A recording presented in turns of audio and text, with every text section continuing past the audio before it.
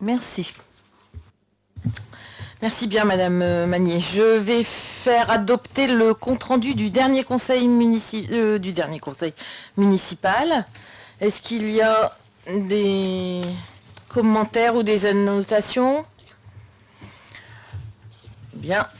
Eh bien, puisque personne ne dit rien, ce compte-rendu est adopté à l'unanimité. Et je vais vous faire tout de suite la lecture des décisions qui ont été prises depuis le dernier conseil.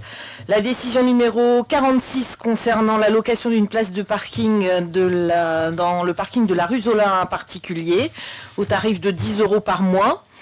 La décision numéro 47 sur la convention avec la commune de Rhêmes pour la mise à disposition de lignes d'eau de la piscine municipale pour les élèves des établissements scolaires les lundis après-midi. Donc le coût de cette prestation est de 45 € par séance et par classe. Les décisions 48 et 49 concernent la location de 2 places de parking dans la rue Edgar Loubry à des particuliers au tarif de 20 € par mois. La décision numéro 50, l'attribution du marché de travaux d'aménagement de la voirie et des réseaux divers de la rue Émile Tabary à l'entreprise TCL. Le montant du marché s'élève à 369 667 € hors taxe pour la ville et 118 260 € hors taxe également pour la part du CIARC. La décision numéro 51, c'est le contrat avec la société Logitude de Mulhouse pour la maintenance des logiciels de gestion des animaux dangereux et de la police municipale. La durée est de 3 ans à partir du 1er janvier 2018. Le coût annuel est de 398 € hors taxe. La décision numéro 52, c'est l'attribution de la mission de rédaction des actes administratif de vente concernant les acquisitions nécessaires à l'aménagement de la rue du Champ du Moulin à la société Foncier 6259 de Arras pour un montant de 12 000 € hors taxe pour 30 actes. La décision numéro 53, c'est le renouvellement de l'abonnement à la mairie vigilante dans le cadre du dispositif voisin vigilant et solidaire pour une durée de une année et d'un montant de 1 800 €. Voilà pour ce qui concerne les dernières décisions. Nous allons donc passer maintenant au corps des délibérations. Donc la première délibération, c'est une délibération sollicitée par Valenciennes Métropole eu égard à la politique de cohésion sociale sur le rapport des actions menées dans le cadre du contrat de ville 2015-2016. Effectivement, au titre de sa politique de cohésion sociale, Valenciennes Métropole est pilote du contrat de ville 2015-2020. La ville de Fresnes-sur-Escaut est un partenaire de premier ordre au vu de son rôle de pilotage de la politique de la ville à l'échelle locale. Vous savez que la ville de Fresnes bénéficie dans ce cadre-là de 2 quartiers prioritaires, un situé sur le centre-ville et un situé sur le Trieux. Chaque année, l'Assemblée délibérante de Valenciennes Métropole et les communes qui ont conclu un contrat de ville doivent présenter un rapport sur la situation de la collectivité au regard de la politique de la ville et des actions qu'elle mène. Donc nous sommes arrivés à mi-parcours du contrat de ville et Valenciennes Métropole souhaite un état des lieux de la mobilisation des crédits spécifiques politiques de la ville. Elle a donc sollicité chaque commune pour faire un bilan du contrat de ville sur les années 2015-2016.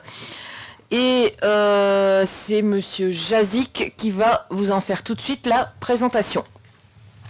À l'intérieur des petits carrés qu'ils avaient découpés, 2 choses. Premièrement, la densité de population. Deuxièmement, le revenu médian. Si la densité de population était supérieure à 1000 et si le revenu médian était de 60% du revenu médian national, alors le quartier, la zone, devenait prioritaire et donc passer en politique de la ville. Donc sur la commune de Fresnes, on a 2 quartiers qui ont été retenus en politique de la ville, comme me disait Madame le maire.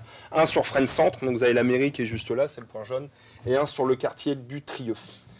À cette notion de QPV, donc le QPV, on est bien d'accord que c'est une zone géographique bien délimitée.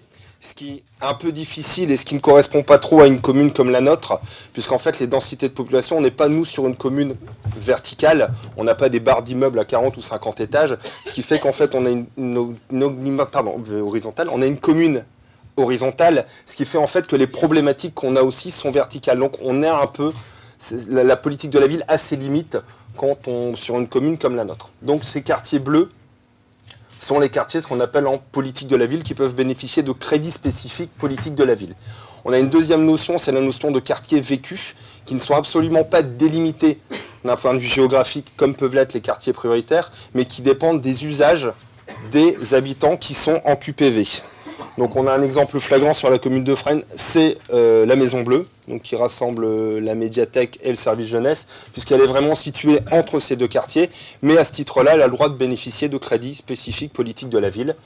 Dernière chose, on parle de quartiers de veille active, donc ce sont des quartiers qui étaient à la limite, qui ne sont pas devenus des quartiers prioritaires, des QPV, pour une densité de population, pour un revenu médian qui était limite, mais sur lequel on a décidé d'accorder une attention particulière.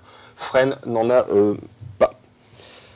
Donc un petit retour rapide pour savoir, pour vous présenter en quelques chiffres le quartier du centre-ville. En bleu, vous avez donc le périmètre politique de la ville. Ce que vous voyez en orange, ce sont les dispositifs de renouvellement urbain, tels que le PNR4, le Programme national de requalification des quartiers anciens et dégradés.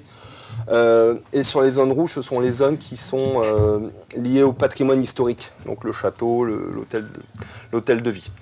Donc on est sur une population de pratiquement 2000 personnes qui sont sur ce quartier, un taux de chômage qui avoisine les 25%.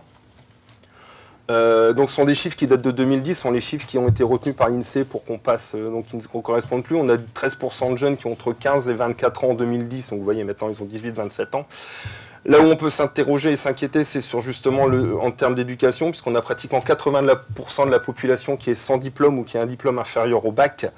On n'a que 8,5% de la population qui a un diplôme bac plus 2 ou plus. Mais par contre, on a pratiquement 50% des jeunes entre 16 et 25 ans qui sont scolarisés.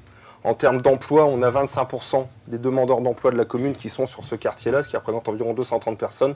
Et on remarque qu'on a beaucoup de chômage au niveau des femmes et au niveau des personnes dont le diplôme est inférieur au bac, puisqu'on est à plus de 40% pour ces deux tranches d'âge-là. Il en est de même pour le quartier du Trieux. Là, on est sur une population sur à peu près 1000 personnes. Idem en termes d'éducation, on est sur les mêmes chiffres, 81% des personnes qui ont un diplôme inférieur, qui sont sans diplôme ou d'un niveau inférieur au bac. Et en termes de chômage, on a 14%, avec encore plus de 40% pour les femmes et pour les jeunes qui n'ont pas de diplôme. Voilà, ça nous permet d'avoir la photographie de ça. À partir de maintenant, on ne va parler que de ces zones bleues, malheureusement. Ce sera un peu restrictif, mais c'est le but à la politique de la ville. On est sur un zonage très particulier et nous, on ne travaille entre guillemets que sur ce zonage que je viens de vous présenter. Alors la politique de la ville, justement, ça va être c'est les moyens que les pouvoirs publics mettent en place pour justement réduire les inégalités qui existent entre les deux territoires, enfin, entre les zones bleues et entre les zones territoires. Il faut savoir qu'avant 2015, avant la signature du contrat de ville, c'est l'ensemble de la ville de Fresnes qui était en géographie prioritaire, et depuis 2015, donc quand le gouvernement qui est en train de sur dérogation. Dérogation. D'accord. Alors donc le contrat de ville, donc cette politique de la ville. Oui, c'est important. Oui, tout à fait. Ouais. Je vais signaler que ce que vient de dire, je fais un petit rectificatif par rapport à ce que vient de dire Franck. Avant 2014, on n'était pas en géographie prioritaire du tout sur la commune. On avait une dérogation qui nous permettait d'obtenir certains financements pour la géographie prioritaire. Maintenant, on n'a plus besoin de cette dérogation. On peut directement monter les projets et sur les deux quartiers que vient de vous annoncer Franck. Alors, donc cette politique sur ces zonages, cette politique de la ville est mise en place, le bras armé entre guillemets de la politique de la ville, c'est ce qu'on appelle le contrat de ville, qui a été signé en 2015 et sur lequel on va s'intéresser juste après. Donc en fait, ce contrat de ville est un document partenarial qui a été signé par 40 signataires. Je vous ai mis un peu les logos de tout le monde. Donc vous voyez qu'il y a les services de l'État, de la région, département, Valenciennes Métropole, la CAF, les bailleurs sociaux et les communes. Donc il y a 18 communes qui sont signataires du contrat de ville. Sur ces 18 communes, 12 communes ont des quartiers prioritaires. et un total de 14 quartiers prioritaires sur toute l'agglomération de Valenciennes, donc Frasnes-sur-Escaut en a 2. Donc ce contrat de ville a été signé le 22 juin 2015 et il court jusque 2020. Donc si on regarde, on est ici à mi-parcours en 2017. Donc on nous a demandé de faire un bilan des années écoulées, de ces 2 premières années. Juste une petite parenthèse, le contrat de ville c'est beaucoup de sommes, beaucoup d'argent, qui est parfois mal pris, mal vu. Si on fait une petite aparté, le président Macron, quand il était à Bercy, était très critique au sujet de la politique de la ville, disant que c'était plus un saupoudrage et qu'on essayait d'acheter une paix sociale. Donc il s'intéresse vraiment au devenir de la politique de la ville. Sachant qu'il s'est engagé à ne pas diminuer les fonds jusqu'en 2020, on devrait rester sur une enveloppe plus ou moins similaire jusqu'à la fin du contrat de ville. C'est du moins ce qui a été annoncé. Donc c'est pour ça qu'on est ici aujourd'hui, pour justement faire un point sur ce que va devenir, enfin sur les 2 dernières années, 2015-2016. Pourquoi 2015-2016 Parce qu'en fait, nous, nos bilans sont à rendre pour le 30 juin de l'année suivante. Donc on a rendu les bilans, on a récupéré les bilans en fait début juillet en 2017, donc temps de faire un peu toutes les analyses, tout ça, on arrive en fin d'année pour vous le présenter. Donc le contrat de ville, en fait, il s'articule autour de 4 piliers, et vous allez voir que c'est tout et n'importe quoi, puisque on couvre à peu près énormément de choses. Ça couvre tout, pratiquement, voilà. Donc le premier pilier, c'est la cohésion sociale, qui a pour but de réduire la pauvreté, de tisser du lien social et de renforcer la solidarité entre les générations. Le deuxième pilier concerne le cadre de vie, le renouvellement urbain, et pour mission d'améliorer de façon visible et concrète la vie quotidienne des gens en QPV, donc de façon visible. Donc les travaux doivent être pensés, et notamment dans le cadre du PNR4, où on voit beaucoup de choses qui se mettent en place. Le troisième pilier concerne le développement économique et l'emploi. C'est la seule fois où on a un chiffre, grosso modo, sur ces piliers, avec pour objectif de réduire de moitié l'écart le taux de chômage entre les zones QPV et les autres territoires. Donc l'idée, c'est de réduire cet écart de 50%. Dernier pilier, les valeurs de la République et de la citoyenneté. À ces 4 piliers s'ajoutent 3 axes transversaux qui sont la jeunesse, la lutte et la prévention des discriminations et l'égalité entre les hommes et les femmes. Donc voilà, vous voyez, on couvre quand même pas mal de choses. Donc en fait, ces 4 piliers, ces 3 axes transversaux ont été décrits en 6 orientations. Dans le cadre du contrat de ville, ces 6 orientations en fait sont les suivantes. L'orientation numéro 1 a pour but, donc concerne l'insertion professionnelle et le développement économique, donc qui a pour assurer les effets d'entraînement sociaux et territoriaux du développement économique. L'axe 2 concerne la santé. L'axe 3 concerne tout ce qui concerne la gestion urbaine de proximité, la GUP, avec accompagner le renouvellement urbain, l'aménagement urbain, l'appropriation des changements par les habitants et favoriser le vivre ensemble. L'axe 4 concerne la réussite éducative et l'engagement citoyen. L'axe 5, la prévention et l'accompagnement des victimes. L'axe 6, qui a lutte contre les nouvelles formes de grande exclusion. Si on regarde, ça reprend en fait les 5 premiers points pour en faire plus ou moins un résumé. Voilà, donc à partir de là, toute fiche qui est déposée dans le cadre de la politique de la ville, dans le cadre du contrat de ville, doit obligatoirement répondre à un de ces objectifs, à une de ces orientations. Voilà, on n'est pas obligé de déposer une fiche dans chaque, on peut en déposer 3 en axe 4 ou autant qu'on veut en fonction de ce qu'on a envie de faire, de comment on va le faire. Voilà. Donc maintenant, tout ce qu'on va dire entre guillemets ne concerne que ces orientations, que ces axes-là et que la politique de la ville. J'insiste lourdement parce que vous verrez qu'il y a des axes sur lesquels on n'a pas travaillé. Ça ne veut pas dire qu'on n'a rien fait sur la commune sur ces axes-là, ça veut dire que nous, simplement, dans le cadre de la politique de la ville, on n'y a pas travaillé. Alors concrètement, dans les faits, comment ça marche, comment on mobilise ces crédits spécifiques, en fait, ce sont des dispositifs qui sont mis à notre disposition et on va voir les porteurs et on peut les solliciter tel ou tel dispositif en fonction de ce que le porteur met en place. Donc on a le premier, c'est le contrat de ville, on en parlait juste avant. Le contrat de ville donc, est mobilisable sur toutes les orientations, sans aucun problème, sans aucune tranche d'âge délimitée, sans rien du tout. Le contrat de ville a une particularité, c'est son financement. Une action qui est déposée pour la première année est financée à hauteur de 80%. Une action reconduite est financée à hauteur de 50% par les services de l'État. Et quand l'État estime que c'est la dernière année où on met une action en place, l'action est financée à hauteur de 30%. Donc il faut tenir compte aussi de tout ça, nous, quand on part pour les petits porteurs, on en parlera après, parce qu'il y a aussi une part financière que le porteur doit mettre. Parfois la mairie le soutient, parfois elle doit trouver d'autres financements, et c'est aussi un casse-tête, et tout le monde ne peut pas déposer dans ce cadre-là. Le deuxième dispositif qui est à notre disposition, c'est le dispositif VVV, qu'on appelle Ville Vie Vacances. Ce sont uniquement pour les jeunes de 11 à 18 ans vivant en QPV, et sur lequel on a repéré des fragilités qui sont marginalisées ou en voie de marginalisation. On travaille plus sur un important travail de prévention dans le cadre des VVV uniquement sur les 11-18 ans. Nous avons ensuite le contrat local d'accompagnement à la scolarité. Ce sont toutes les structures qui font de l'aide aux devoirs et qui vont amener à l'enfant autre chose, entre guillemets, qui vont lui permettre d'enrichir ses connaissances personnelles, qui vont lui servir à l'école. Ça peut être une connaissance culturelle, ça peut être des films, ça peut être n'importe quoi. Voilà. C'est en général le travail que mènent les centres sociaux, que mènent les services jeunesse. On peut faire appel dans ces cas-là aux classes pour justement pouvoir le financer. Nous avons ensuite l'ASV, l'atelier santé-ville. Donc sur la commune, on en a un qui est jumelé avec les villes de Condé et Vieux-Condé, qui est piloté par les CCAS et qui justement met en place des actions autour de la santé, autour de la prévention, avec l'objectif de réduire les inégalités qui peuvent exister parce que tout le monde ne fait pas dépister, tout le monde ne va pas chez le dentiste. Donc voilà, il y a un travail qui est mené. Et donc on a un coordinateur sur les 3 communes, enfin on avait, sur les 3 communes qui bosse avec nous et qui bosse surtout en partenariat avec le CCAS. Dernier dispositif, le DRE, le dispositif de réussite éducative. L'idée, c'est d'accompagner les enfants qui sont en difficulté durant leur scolarité. La particularité du DRE, c'est qu'on va prendre l'enfant dans sa globalité et quand on se voit, on organise ce qu'on appelle des réunions de l'équipe pluridisciplinaire de réussite éducative. Ça ne s'invente pas. Autour de la table, on a l'enseignant qui est présent, l'équipe enseignante qui est présente, on a les services de loisirs, donc ça peut être le service jeunesse, ça peut être le centre social, on a aussi le CCAS qui est présent et qui peut dire si la famille est prise en charge ou pas, comment ça va, et on essaie de trouver une réponse adaptée à chaque enfant. On n'a pas un calque où l'enfant a des difficultés, boum, c'est un orthophoniste, on essaie de trouver une action. Donc le DRE peut aussi permettre de repérer des enfants qui vont passer après sur des actions politiques de la ville, on va pouvoir venir les placer ou mettre en place des actions spécifiques politiques de la ville.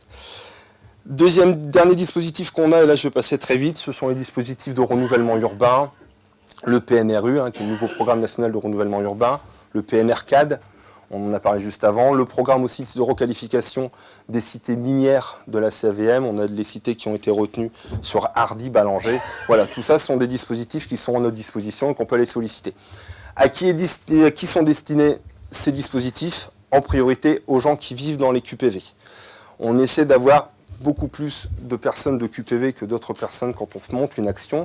On a un pourcentage à calculer, on vous présentera le pourcentage de 2015-2016. Alors le problème c'est qu'en fait l'État resserre un peu la vis puisqu'avant on avait un dispositif, on devait avoir 60-70% de personnes vivant dans les QPV inscrites aux actions. Certains ne jouaient pas le jeu, on était à 15, 20%, 30% maximum. Donc l'État a décidé de resserrer la vis. La préfète a demandé à ce que le nombre soit 100% des gens qui sont dans les actions doivent être. Alors, voilà. On a essayé de réduire un peu, on peut taper sur 80-90%, mais l'État resserre la vis parce qu'ils en ont marre en fait que l'argent serve à faire du fonctionnement classique de structure, ce qui n'est pas notre cas, ou qui soit destiné à des gens qui ne sont pas en QPV et pour lesquels il n'y a pas forcément de besoin. Voilà, juste un petit retour sur le retour de la mission OSE, qui signifie Observer, Suivre, Évaluer, qui est une mission qui est pilotée par Valenciennes Métropole, par l'AGLO, qui a été, donc on a une Chloé Olivier qui est notre interlocutrice qui travaille justement sur l'observation. Donc l'observation des territoires du contrat de ville, donc c'est ce qu'on fait. Le suivi de toutes nos actions, des réalisations, le suivi de la programmation politique de la ville en gros, et l'évaluation, surtout pour mesurer quel est l'impact de nos actions. Est-ce que ça modifie notre manière de faire? Est-ce qu'on répond aux objectifs du contrat de ville? Est-ce qu'il faut adapter ces objectifs? Donc voilà, la mission OSE fait un petit rappel, un bilan qui est à votre disposition si vous voulez, qui fait 219 pages, qui est très très bien, qui est un peu indigeste, mais je vous invite à aller le lire.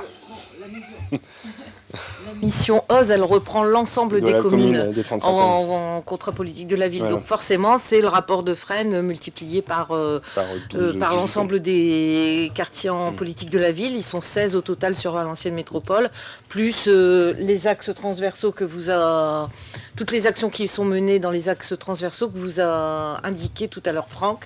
L'égalité homme-femme, la jeunesse, la prévention des et la lutte et la prévention des discriminations. Voilà. Alors sur 2015-2016, donc sur la commune, on a 11 actions qui ont été portées dans le cadre de la politique de la ville. Une action, alors je me suis trompé, c'est pas l'axe 1, c'est l'axe 2, pardon, j'ai oublié de corriger. Donc l'axe 2, on avait une action santé qui était portée par le centre socioculturel autour justement d'un atelier santé-bien-être. Donc avec les bénéficiaires sur des ateliers de vico, sur des ateliers cuisine, mais aussi sur de la relaxation, sur un tas de choses qui ont été mises en place autour justement de l'estime de soi. Sur l'axe 3, on a donc Fresnes, Ville et Quartier qui avaient déposé 2 fiches dans 2 dispositifs qui sont des dispositifs régionaux. Nos quartiers d'été, certains maîtrisent puisque ça se passe dans le parc de Fresnes début juillet. Ce qui est intéressant, c'est pas la fête qui se passe dans le parc de Fresnes, c'est toute la dynamique qui est autour avec les habitants qui construisent le projet, tout ça. Et ce qu'on appelait le fonds de participation des habitants, le FPH, qui n'existe plus, qui a été remplacé par un autre dispositif. Le FPH, en fait, l'idée, c'est de financer des projets associatifs très rapidement sur des petites sommes. Donc c'est 500 € qu'on verse en chèque, et voilà. En 2016, une nouvelle action qui est apparue qui s'appelle les conseils citoyens. Le conseil citoyen, qui a été une nomination, et le conseil citoyen a pour objectif justement d'évaluer les actions politiques de la ville et de mesurer concrètement l'impact de la politique de la ville. L'axe 4, vous voyez, c'est un axe qu'on développe énormément sur la commune de Fresnes. On le développe aussi énormément parce que c'est aussi un axe, je dirais, fourre-tout. C'est-à-dire si vous travaillez sur la jeunesse, c'est l'axe 4. Si vous travaillez sur la culture, c'est l'axe 4. Si vous travaillez sur le sport, c'est l'axe 4. Donc voilà, cet axe 4 est beaucoup mis en avant. Donc le musée vivant des enfants, le MVE, qui avait déposé une fiche autour de la pratique et de la médiation culturelle, c'est le fonctionnement du musée vivant des enfants sur le repérage des QPV pour servir un peu de la culture comme lien social et comme développement personnel.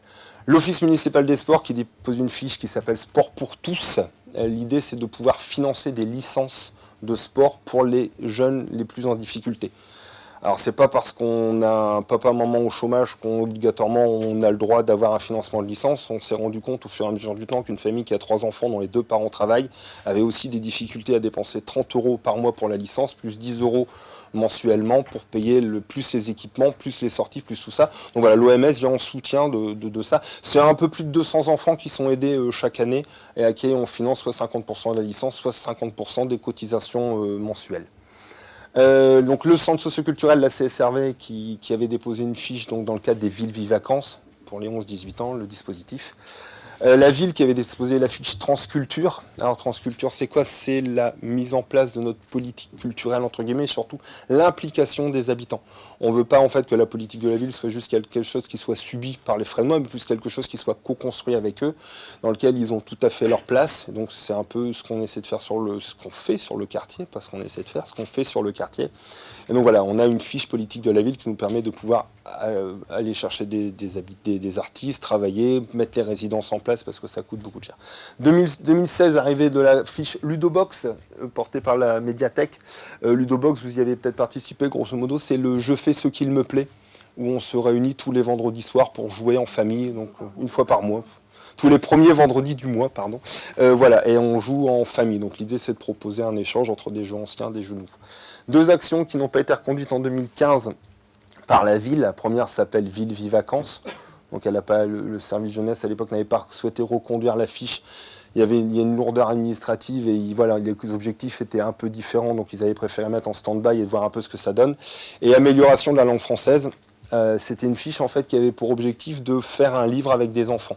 Donc on faisait appel à un artiste ou à un écrivain, on travaillait pendant une année avec l'enfant et on sortait un livre, on avait l'objet livre qui sortait. Pourquoi cette fiche a été arrêtée? Parce qu'en fait la politique de la ville ne finance plus les actions qui ont lieu dans le cadre scolaire. Alors c'est très facile à comprendre, l'État finance déjà une partie du salaire des enseignants et des choses dans l'école, et elle ne veut pas mettre un deuxième financement en place via la politique de la ville. Donc comme on n'a plus le droit d'avoir des actions financées, l'action s'est arrêtée. Et 2 actions qui sont menées dans le cadre du dispositif de réussite éducative pour accompagner les enfants à la scolarité. Une qui est portée par le collège sur le décrochage scolaire. Alors qui a changé de nom, puisque en fait on trouvait qu'il y avait une certaine connotation à dire tu vas au décrochage. Et la fiche depuis cette année s'appelle Ambition et réussite au collège. Voilà. Et une fiche qui est portée par le service jeunesse qui s'appelle En piste les artistes. Donc autour d'un atelier cirque qui est mis en place avec le boulon. Fiche qui marche super bien, il y a une dizaine d'enfants et c'est toujours à la fin il y a un spectacle qui est organisé où les enfants viennent, les parents viennent et ça tourne dans toutes les écoles. Donc là ils sont sur l'école Pasteur cette année et l'année prochaine ils seront sur Ferry. Là ils avaient fait l'école Langevin si je ne me trompe pas et la maternelle Langevin et la maternelle Ferry. Voilà, ça c'est les actions qui ont été présentées. Donc si on regarde un peu et on propose quelques petits camemberts donc sur les actions qui ont été financées. Alors déjà, on se rend compte que sur l'axe 1 et l'axe 5, à savoir l'insertion professionnelle et la prévention de la délinquance, on n'a pas de fiches qui ont été déposées dans le cadre de la politique de la ville. Je le dis, je le répète, ça ne veut pas dire que rien n'a été fait sur la commune. Sur l'insertion professionnelle, il y a un important travail qui est mis en place avec le département et le CCAS autour de l'insertion, autour de tout ce qui peut être fait. sur l'axe 5, je me permets d'intervenir sur la prévention de la délinquance. Il y a une fiche politique de la ville qui est déposée. Mais en fait, comme elle est déposée dans le cadre intercommunal et que le poste n'est pas porté par la ville de Fresnes, mais par la ville de Vieux-Condé, c'est tout ce qui concerne le CISPD, Conseil intercommunal de sécurité et de prévention de la délinquance. Voilà. Et c'est important de le préciser parce que du coup, effectivement, c'est ce que tu dis. C'est pas parce que c'est pas marqué qu'on ne fait rien.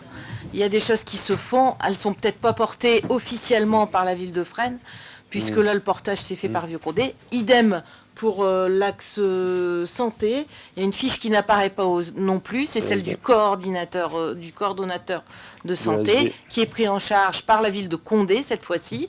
Hein, c'est elle qui porte le poste, mais c'est bien partagé entre les trois communes. Et d'ailleurs, on les revoit dans les délibérations dans l'année au conseil municipal, puisque chaque année, on délibère au conseil municipal sur le reste à charge qu'on doit payer aux autres communes pour le financement des postes. Oui, tout à fait, tout à fait. Sur la prévention de la délinquance, en 2016, il y a aussi le recrutement d'un nouvel agent, d'un nouvel ASVP, qui est Jean-Rémy Belloni, qui est arrivé. Il y a aussi eu le travail qui a été mis en place avec la police sur le lien, sur aussi les radars éducatifs qui ont été mis. Il y a eu les rappels à l'ordre qui ont été faits aussi avec les autres communes. Voilà. Sur l'insertion professionnelle aussi, il y a le CCAS qui met beaucoup de choses en place. Il y a eu les partagez-vous. Sur le développement économique, on a le FISAC. Enfin, ouais, voilà. Nous, moi, je vous le dis, je le répète, je ne prends que l'axe politique de la ville et on voit qu'il n'y a rien. Une fiche santé seulement qui a été déposée par la CSRV. En 2016, lors du bilan, moi j'avais demandé justement de travailler un peu plus sur l'axe santé. Je pense que c'est un axe qui est relativement important et qui intervient aussi sur beaucoup de choses, sur l'estime de soi, sur la recherche d'un boulot. Quand on arrive avec les cheveux gras et qu'on n'a pas les dents propres, pour avoir un boulot, c'est peut-être un peu plus compliqué. Donc voilà, il y a beaucoup de choses qui sont à faire. Donc on a lancé sur 2017 un groupe de travail, un groupe de réflexion. On a vu ce que ça a donné. On s'est interrogé aussi de savoir si la politique de la ville était la réponse adéquate ou pas, est-ce qu'il y avait d'autres dispositifs. Donc il y a une fiche qui a été déposée par le CCAS pour 2018, justement autour de la nourriture, de comment faire avec les bénéficiaires des Restos du Cœur, en fonction de mon panier, de ce que j'ai, qu'est-ce que je peux cuisiner. Voilà, c'est une clé d'entrée, on essaie d'attraper le public pour arriver après quelque chose, et on voudrait réaliser un diagnostic sur 2018 sur la santé. La GUP, la gestion urbaine de proximité, alors sur 2017, il y a 2 actions qui ont été déposées en plus, mais on en reparlera au bilan, sur la circulation et sur une fiche qui s'appelle l'arrêt minier, autour justement de la réappropriation du bassin minier et de nos monuments. Et puis l'axe 4, on voyait réussite éducative, plus de 50% des fiches qui sont déposées à l'intérieur, mais voilà, là on est sur beaucoup de choses. Sur les sous, donc sur un peu le budget, là encore il faut relativiser les chiffres. On regarde, on voit que l'État et la ville sont les 2 plus gros financeurs de la politique de la ville, à pratiquement 90%. Les 10% qui restent en fait se partagent un peu. Alors si on regarde, on voit que le département est à 0 €. Encore une fois, c'est pas parce que le département est à 0 que le département ne nous finance pas. Le département finance le CCAS, finance la politique d'insertion, travaille sur la PMI. On est sur ce qu'on appelle des financements de droit commun, donc sur l'état actuel, et pas sur du crédit spécifique politique de la ville. Donc la CAF, pareil, ne représente que 2% de la politique de la ville, ça ne veut pas dire qu'elle ne finance pas. Elle finance le centre socio-culturel, elle finance le service jeunesse via ses prestations de services. Donc voilà, faut bien relativiser aussi les chiffres. La région, 4 et 6%, c'est pas beaucoup. Pourquoi ? Alors, plusieurs choses. Déjà, la région, jusqu'en 2015, avait ses propres dispositifs qu'on allait chercher, notamment, je vous en ai parlé tout à l'heure, nos quartiers d'été, fonds de participation des habitants. Et si on regarde politiquement 2015-2016, ça a un peu été une année bizarre pour la région, puisque ça a été la réélection. Donc le département, l'élection a eu lieu en décembre 2015. Donc 2015, ça a été une année un peu où la région a temporisé. 2016, changement d'exécutif qui a remis tout à plat et qui a décidé de reproposer des choses. Donc sur 2017, on a eu plus de dispositifs qui sont arrivés. Mais voilà, 2015-2016, on était un peu dans le doute de savoir comment la région allait financer les choses. Les 2 dernières lignes, si vous regardez, elles se sont inversées entre 2015 et 2016. La ligne usagée a fortement diminué. Par contre, celle des autres, qui correspond surtout au fonds, au financement, au fonds propre des associations, a augmenté. Ça a été aussi une volonté de notre part de permettre aux habitants de pouvoir faire des actions à moindre coût, à moindre frais, et de donner plus et de demander de faire un effort aux associations. Tout le monde a joué le jeu. Donc vous voyez, on est à 0,03%, je crois, en fait, du montant global. Sur le global, on a une augmentation qui reste, c'est de 239 000, on passe à 260 000 € de politique de la ville sur la commune. C'est pas beaucoup comparé aux chiffres, on n'est pas une commune qui mange beaucoup d'argent, mais voilà, ça reste néanmoins un financement qui est indispensable pour beaucoup de structures. Si on s'attache maintenant aux actions par ancienneté, alors on voit que Alors on voit qu'en 2015, donc on a toujours, 2015-2016, toujours 11 actions de financées. On avait 6 actions nouvelles en 2015, il y en a plus que 2 en 2016. Alors, il faut bien expliquer en fait que notre objectif à la politique de la ville, c'est d'intervenir sur un QPV et donc d'aller chercher des gens qui sont parfois isolés, qui ne fréquentent pas les structures, qui n'ont pas une démarche participative pour s'inscrire dans les villes, pour participer aux manifestations des villes. Donc notre travail aussi, c'est d'aller sensibiliser, d'aller chercher les personnes. On ne peut pas juste faire une action une année et attendre que ça marche. Il nous faut du temps, parfois 2-3 ans, pour inscrire l'action, pour ancrer l'action dans le territoire et pour que les gens puissent s'y reconnaître et pour que les gens puissent venir. L'autre chose aussi, c'est que parfois on dépose des fiches dans le cadre de dispositifs. Donc elles sont considérées comme actions reconduites, alors que en fait on a dû réécrire le dispositif de A à Z, mais comme on est dans un dispositif, on est considéré comme action reconduite. Et puis la dernière chose, c'est de se dire aussi, si ça marche, pourquoi tout changer ? Vous avez l'action Sport pour tous, qui est une véritable nécessité sur la commune, qui marche énormément bien. Pourquoi changer une action comme Sport pour tous, alors que les résultats sont là, que la dynamique est là ? Donc voilà, donc c'est ça. Alors sur 2017, on est à peu près resté sur ces eaux-là. 2018, on a beaucoup changé, parce qu'on a reposé les choses à plat, on s'est réinterrogé. Voilà, sur les porteurs. Alors en 2016, sur les 11 actions, la mairie, c'est pas 2 mais 4, il y a 4 actions, il y a eu 5 porteurs différents. La municipalité de Fresnes et le collège, donc 2 institutions qui ont porté 5 actions et pas 3 à L2. Et ensuite des porteurs associatifs, donc l'association des centres de la région, des centres sociaux de la région de Valenciennes, la CSRV, pour le centre socio-culturel, le musée vivant des enfants qui avait une action, l'office municipal des sports, une action, et Fresnes Ville et Quartier, 2 actions en termes de dispositifs régionaux, FPH, nos quartiers d'été. Il faut bien faire attention qu'en fait, pour déposer une fiche contrat de ville, pour notre politique de la ville, il faut déjà avoir les reins solides pour une association. Il faut déjà avoir un technicien ou quelqu'un qui va s'occuper tout au moins de la paperasse parce que c'est très lourd administrativement. Et puis surtout, il faut que l'association ait une assise financière relativement importante. Pour l'exemple, les actions 2017 doivent se terminer au 31 décembre 2017. Sachez qu'on vient seulement de recevoir les conventions financières. Donc ce qui veut dire en fait qu'on nous demande de faire un bilan sur de l'argent qu'on n'a pas encore eu mais qu'on a dû en théorie déjà dépenser. Donc si une association n'est pas capable d'avoir 5 000 € de trésorerie d'avance, ça devient compliqué pour elle.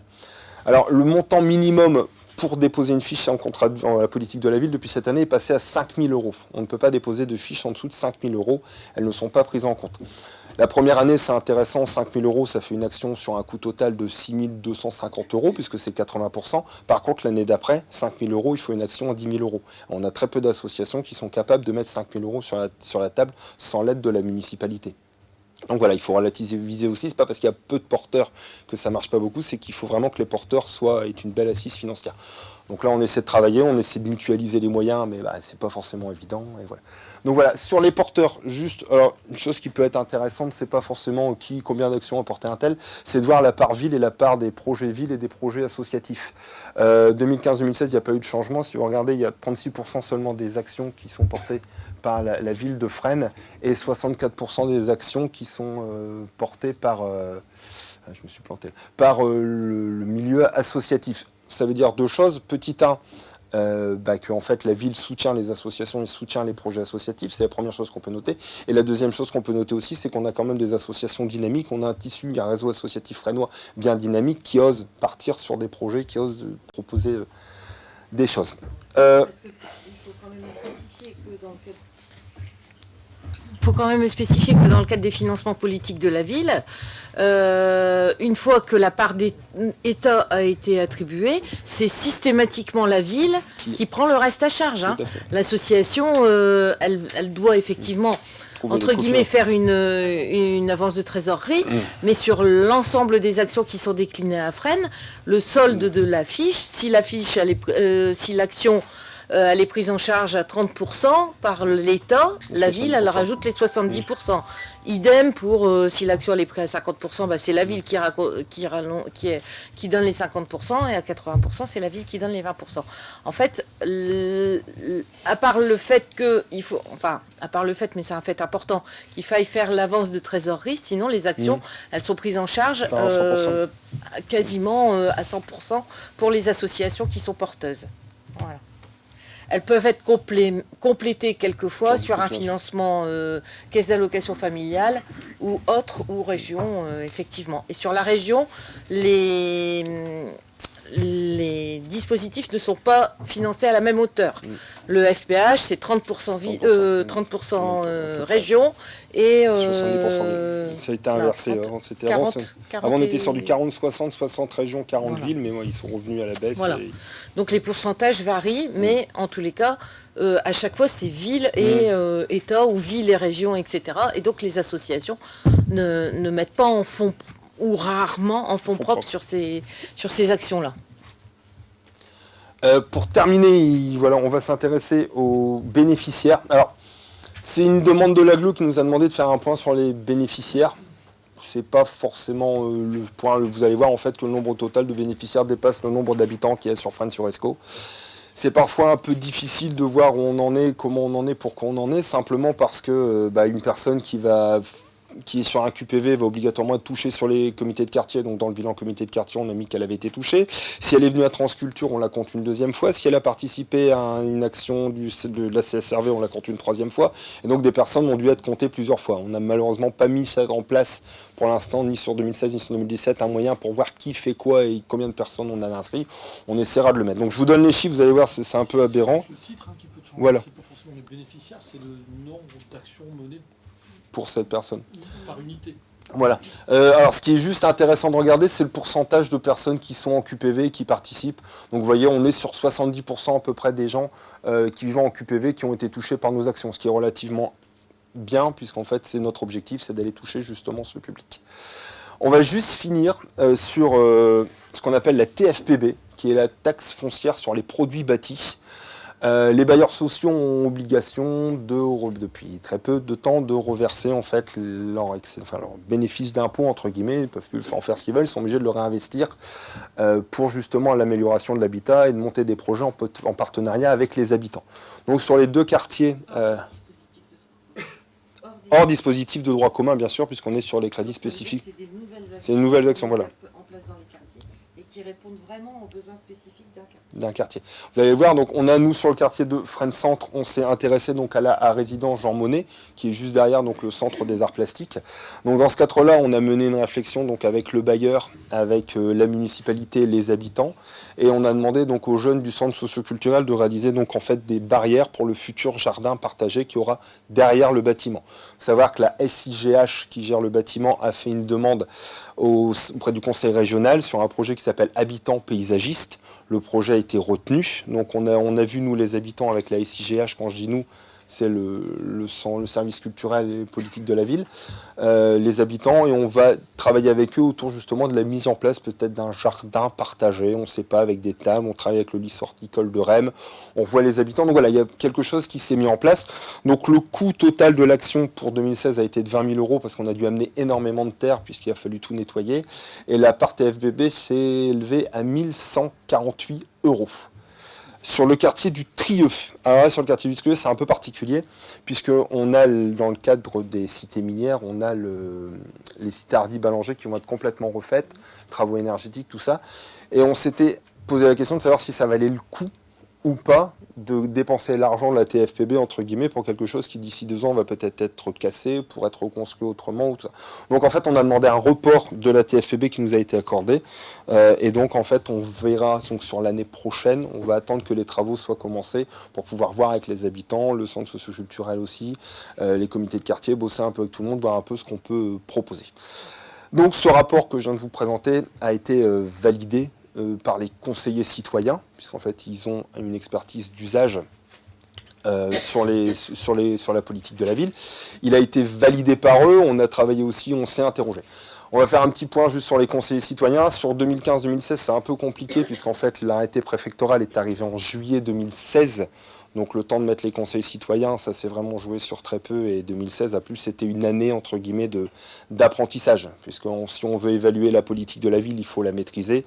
Donc on est d'abord passé par une phase de la politique de la ville, c'est quoi, comment ça marche, le rôle d'une mairie présenté par Madame le maire, le rôle d'une agglo, le lien qui est entre l'agglo et la municipalité, les travaux, le renouvellement urbain, comment ça marche, qui fait quoi. On a la chance d'avoir sur Fresnes des conseillers citoyens qui sont très dynamiques, qui sont pertinents, qui ont une réflexion qui est relativement intéressante. Donc, ils ont été intégrés sur certaines commissions, la commission stationnement, si je ne me trompe pas, et la commission sécurité. Voilà, tranquillité, pardon. Ils participent au COPIL à Valenciennes Métropole et je vous assure qu'ils sont pertinents dans leurs réflexions et qu'ils n'ont pas peur de partir au feu quand il faut y aller. Donc voilà, donc il est trop tôt pour nous faire un bilan concret de l'action des conseils citoyens, même si quand on a fait la validation du bilan, on a émis quelques pistes justement pour se dire ce serait bien de faire ça. Mais voilà, sachez qu'il y a un conseil citoyen sur Fresnes qui a validé ça, qui a une superbe dynamique. Je vous invite à venir, voilà, il n'y a pas d'élus qui est présent sur les conseillers citoyens, puisque c'est une volonté municipale et de Madame le maire de dire ils doivent être indépendants, s'ils ont besoin d'un élu, on peut y aller, mais sinon ils sont en autonomie, ils ne sont pas sous forme associative, ils sont sous la forme d'un collectif d'habitants, et voilà, donc ils sont là, ils seront présents, si un jour vous voulez discuter avec eux, je peux vous donner les coordonnées. Moi je suis à votre disposition si vous voulez avoir d'autres questions, d'autres choses, n'hésitez pas, je suis au quartier, j'ai les bilans, j'ai les rapports, j'ai le contrat de ville si vous voulez lire, ça fait 400 pages, si vous ne savez pas quoi faire, je le tiens à votre pleine et entière disposition. Je vous remercie. Merci Franck pour cette présentation synthétique. Y a-t-il des questions? Monsieur Papin. Avec Madame le maire. Dites-moi. Vous expliquiez tout à l'heure que tous les axes n'étaient pas repris dans le plan de la ville. Par contre, on évoquait l'axe 1 qui est l'axe de l'insertion. Vous terminez sur le texte en marquant pour l'instant, rien n'est mis en place. Ma question est très simple, a-t-il des projets pour l'avenir, puisque là on s'arrête à 2016, pour 2017 il y a eu une première ébauche, 2018 quelque chose de prévu pour l'insertion, autre que le plan FISAC qui pour moi n'a rien à voir avec l'insertion professionnelle. C'est le maintien du commerce local et pas de l'insertion. Pour moi l'insertion c'est prendre des gens en chute, sans emploi et les remettre à l'emploi. Il y en a beaucoup qui créent leur magasin et qui du coup étaient sans emploi et deviennent avec emploi. Donc ça peut contribuer. Ceci étant, le FISAC, vous le savez comme moi, le dispositif va changer et va évoluer par rapport à la région. Je réponds ce que Franck a répondu sur l'ensemble des axes.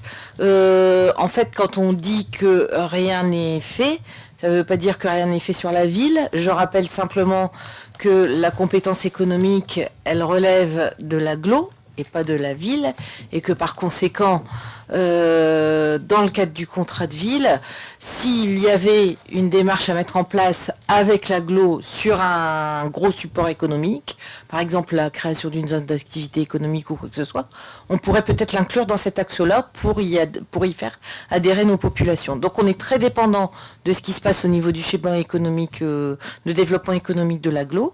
Sur la commune de Fresnes, il a été annoncé par l'agglo l'étude pour mettre en place 2 zones d'activité économique qui pour l'instant n'ont pas été retenues dans le schéma de développement de Valenciennes Métropole pour des raisons de coûts de sortie trop importants, c'est-à-dire que les zones identifiées dans la mesure où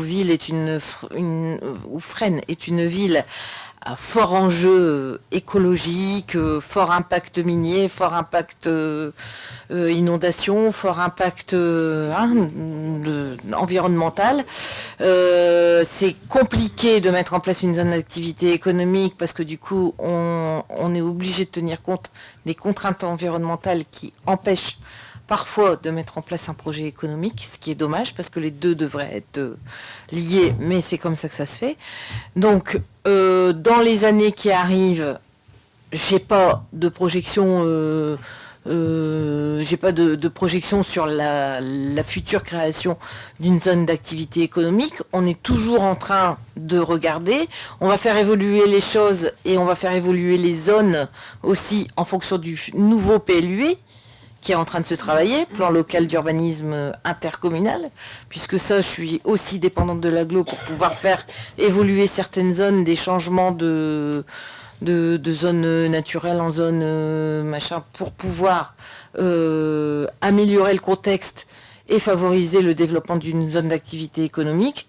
Je vous rappelle que le projet de zone d'activité économique le plus abouti qui a été travaillé, c'était celui que Luc avait travaillé pendant des années et sur laquelle la ville a investi pas mal au niveau acquisition de terrain. Et je vous rappelle aussi que le plan de prévention des risques d'inondation qui date de 2016, je dirais, ou 2015, est venu anéantir complètement la possibilité de faire quelque chose sur cette zone-là. Incroyable, hein. 80 hectares, 120 hectares qui ont été complètement déclarés impossible d'utilisation pour faire une zone d'activité économique, alors qu'on a travaillé le projet depuis... Enfin, même pas moi, quoi. Je veux dire, quand je dis alors qu'on a travaillé le projet, c'est la ville, hein, depuis des années et des années. Donc vous voyez que souvent, quand je râle sur les contraintes administratives, mais mon prédécesseur le faisait beaucoup mieux que moi, mais je râle quand même aussi sur ces contraintes administratives, etc. Ça veut dire que sans arrêt, la simplification administrative n'existe pas. Sans arrêt, on nous remet dessous sur le bastringue et on n'évolue pas. Quand à Fresnes, quand vous voulez faire quelque chose, si c'est pas ABF, c'est les mines, si c'est pas les mines, c'est les inondations, si c'est pas les inondations, c'est les zones humides, si c'est pas les zones humides, c'est encore autre chose. Enfin, bon voilà. Les contraintes, elles sont cumulées. Ça ne veut pas dire qu'on fait rien à Fresnes. Ça veut dire que les projets ils sont plus longs, ils sont plus difficiles à sortir sur la commune de Fresnes. En matière économique, il y a des propositions qui sont faites. Les propositions qui sont faites, elles vont être reportées encore une fois à l'agglo en fonction du nouveau PLUI. Donc on a encore des projets qui sont dans les cartons et qu'on va proposer. À l'heure d'aujourd'hui, je ne veux pas faire d'effet d'annonce et j'attendrai d'avoir des certitudes avant de pouvoir annoncer un projet économique sur la commune. Voilà. Ceci étant, c'est pas parce que on n'a pas toute cette dynamique qui est présente sur la commune que rien n'est fait sur le domaine effectivement de l'insertion des jeunes, etc., etc. Il y a des projets qui sont lancés, notamment en lien avec le collège et le centre social sur les visites d'entreprise. Enfin, il y a des choses qui se font. Je tiens aussi à signaler qu'au niveau économique, on va le voir d'ailleurs dans une délibération qui suit, l'agglo a soutenu les Siroguillots. Je tiens aussi à signaler que encore récemment sur le développement économique, cette année, il y a eu une subvention de Valenciennes Métropole de 100 000 euros à l'entreprise Amondonte à l'entrée de Fresnes, qu'on oublie souvent d'ailleurs, pour le développement d'un nouveau produit, etc. Donc il y a des choses qui se font sur la commune. On reste plus sur la valorisation de l'existant que sur de la création. On ne désespère pas de pouvoir continuer à créer. Tout frais qui vont porter leurs fruits ensuite sur les nouvelles forges pour l'insertion des jeunes. Et il me semble avoir entendu la semaine dernière que c'était gratuit pour les jeunes issus des QPV. Ah oui, mais ça, encore une fois, c'est de l'insertion professionnelle. On n'est pas sur du développement économique comme le... Je réponds à la question sur le développement économique. J'étais plus sur la réinsertion, mais votre réponse me va bien. Ah pardon. D'accord. Donc, sur la réinsertion, effectivement, il y a des dispositifs qui sont portés par Valenciennes Métropole, genre la Nouvelle Forge, etc., qui donc mettent à disposition des outils d'insertion qui sont gratuits pour faire accéder les jeunes de Fresnes. Et c'est le centre social plus le CCAS qui sont à la manœuvre sur cette dynamique-là et qui orientent nos jeunes en lien avec la mission locale, bien évidemment, du Pays de Condé. Voilà. Y a-t-il d'autres questions? Alors, il faut voter ce rapport, si vous en êtes d'accord. Qui est contre? Qui s'abstient? Je vous remercie. Alors, la délibération numéro 2, toujours pour la communauté d'agglomération de Valenciennes Métropole. Et les charges transférées à l'occasion de l'instauration de la fiscalité professionnelle unique à l'échelle communautaire. Donc vous savez que suite à l'instauration de la fiscalité professionnelle unique, la FPU, à l'échelle communautaire, Valenciennes Métropole verse chaque année aux communes membres une attribution de compensation visant à garantir la neutralité budgétaire de l'application de ce régime de fiscalité professionnelle unique. Donc dans ce cadre, c'est la CLECT à Valenciennes Métropole, c'est-à-dire la commission locale d'évaluation de charges transférées, qui est saisie pour analyser les impacts résultant des nouveaux transferts de compétences. C'est-à-dire qu'à chaque fois qu'il y a un transfert de compétences, c'est la CLECT qui se prononce là-dessus. Et donc la CLECT s'est prononcée cette année pour un transfert de compétences et un montant d'attribution de compensation à hauteur de 806 523 € pour la commune de Fresnes. Donc il nous est demandé dans le cadre du conseil municipal d'approuver le contenu et les conclusions du rapport de la CLECT du 29 septembre 2017 qui donne donc attribution d'une compensation à la ville de Fresnes sur ESCO à hauteur de 806 523 €. Y a-t-il des demandes d'information sur cette délibération? Je mets au vote. Qui est contre? Qui s'abstient? Je vous remercie. La délibération numéro 3 porte sur les ressources humaines et la création d'un poste d'adjoint d'animation, en l'occurrence pour les nécessités de service de la petite enfance. Donc, on demande de créer un poste d'adjoint d'animation à compter du 1er janvier 2018. Y a-t-il des questions? Qui est contre? Qui s'abstient? Je vous remercie. La délibération numéro 4, c'est les avancements de grade, les taux de promotion applicables au personnel de la collectivité. Donc, vous le savez, il y a eu cette année beaucoup de changements dans les grilles indiciaires des fonctionnaires, avec la révision des grades des fonctionnaires, etc., la requalification de la grille. Et par conséquent, il y a eu également cette année la décision du CDG de ne plus appliquer de taux par rapport à la promotion, au taux de promotion. D'autre part, nous avions une délibération qui datait de 2007, du 31 mai 2007, et qui n'était plus valable, puisque elle n'était pas en adéquation avec les nouveaux statuts des régimes indiciaires. Et donc, on est obligé aujourd'hui de redélibérer pour le taux de promotion interne. Donc, nous proposons de fixer le nombre maximum de fonctionnaires pouvant être promus chaque année à un grade d'avancement à 100% maximum de l'effectif des fonctionnaires promouvables. Je dis bien 100% maximum. Ça ne veut pas dire que 100% des effectifs seront promus, ça veut dire qu'on pourrait aller jusqu'à 100%. Nous proposons de faire les tableaux d'avancement de grade en fonction de l'appréciation de la valeur professionnelle et des acquis d'expérience des professionnels des agents. Et ceci sera soumis à l'avis de la commission administrative paritaire. Il faut subordonner la promotion interne à certains grades d'avancement. Donc vous les avez juste derrière. Donc en première, vous avez à l'exercice des responsabilités suivantes, donc en catégorie C, en catégorie B et en catégorie 2. A, pardon. Ensuite, hop là. De subordonner la promotion interne également à l'existence du tableau des effectifs, correspondant au grade et à la vacance des emplois. De subordonner la promotion également à 5 critères qui sont les connaissances professionnelles, l'assiduité et la ponctualité, les relations avec le public et le travail en commun, l'ancienneté et la tenue de travail.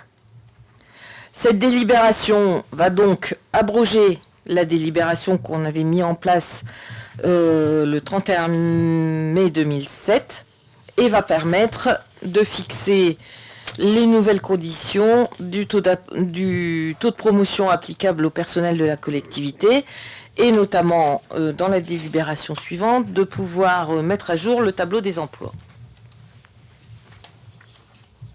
Y a-t-il des demandes d'explication par rapport à cette délibération? Vous parlez des deux tableaux? Non, je vous parle de la délibération numéro 4. Donc pas les tableaux. Les tableaux sont dans la délibération numéro 5.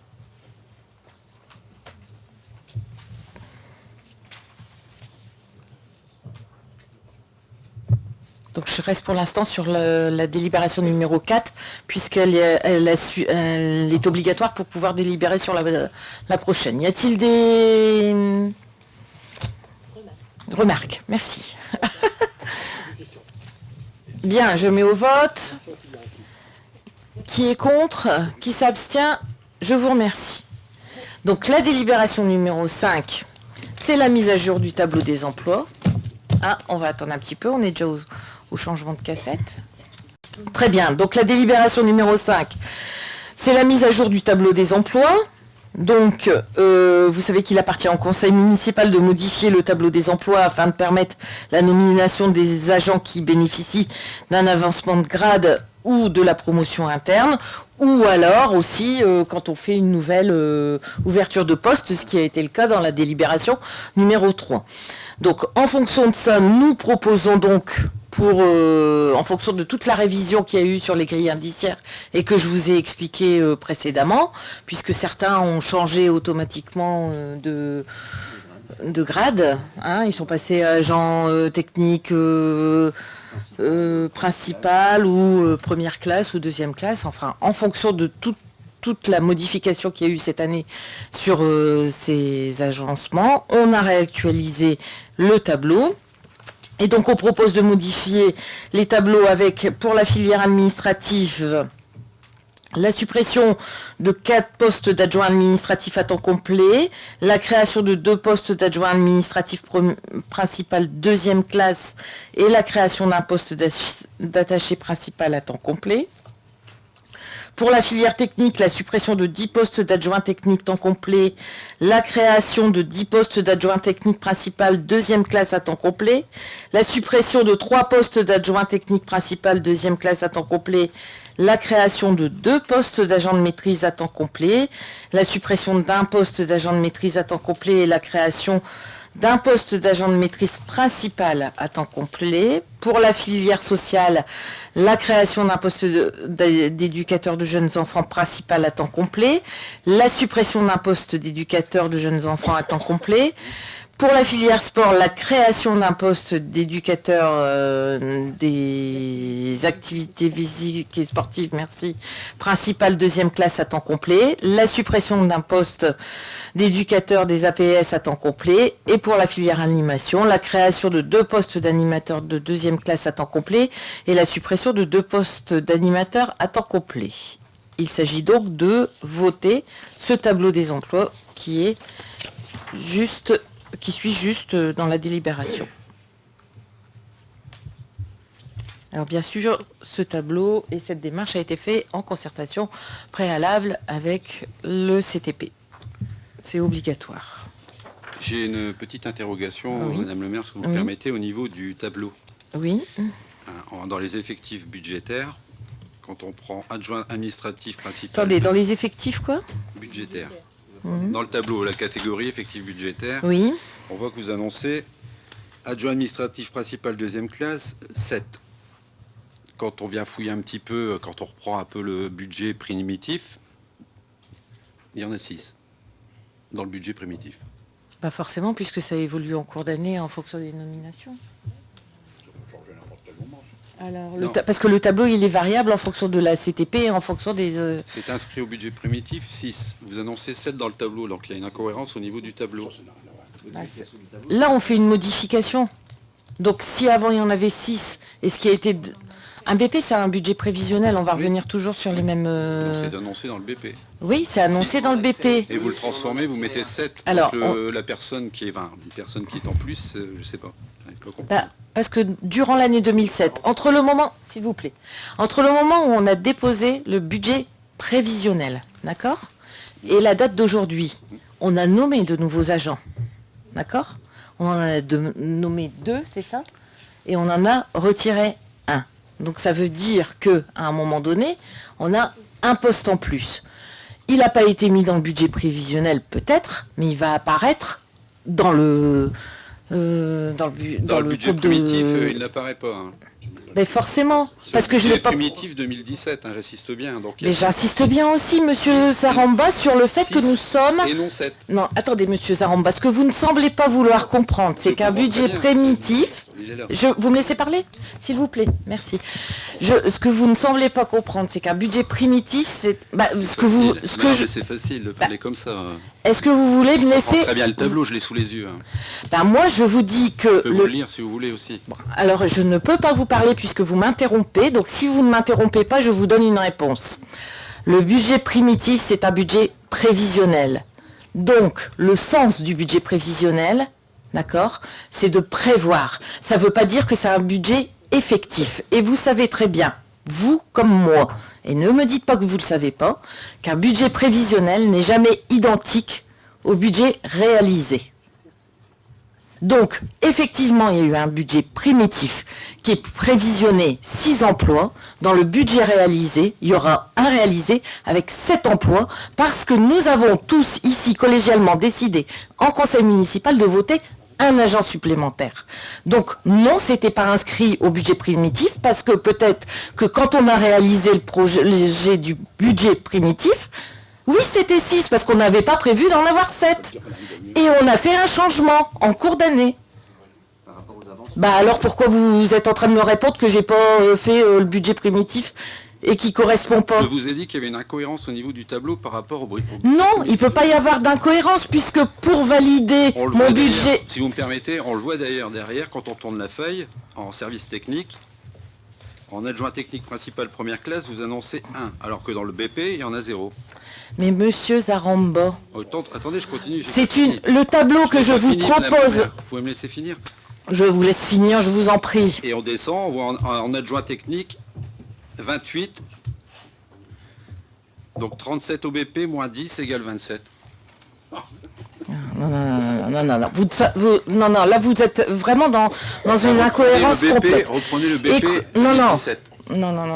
Je ne peux pas être d'accord avec vos propos parce que on reviendra au prochain conseil, vous m'expliquerez. Non, je vous expliquerai rien au prochain conseil parce que vous n'écoutez pas les explications. Vous mettez en évidence des points qui sont incohérents à votre niveau et quand on souhaite vous les expliquer, vous ne les écoutez pas.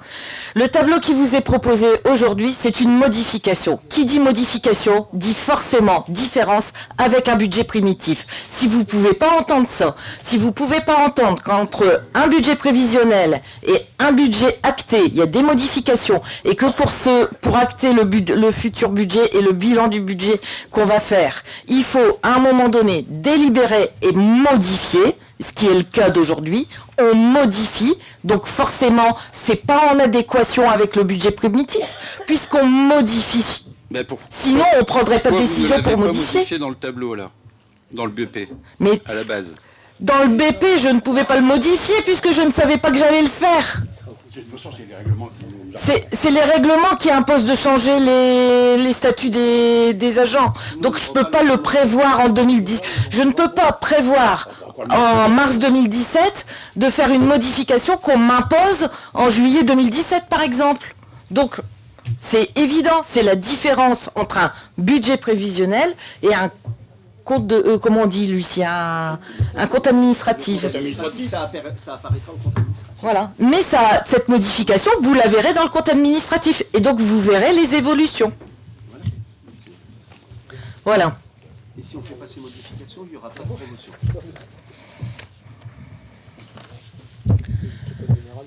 Bien. Sur ces explications, je vous propose de passer au vote. Qui est contre?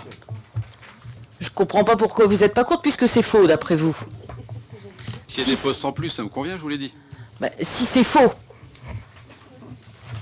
vous devriez voter contre, monsieur Zaramba, c'est la logique.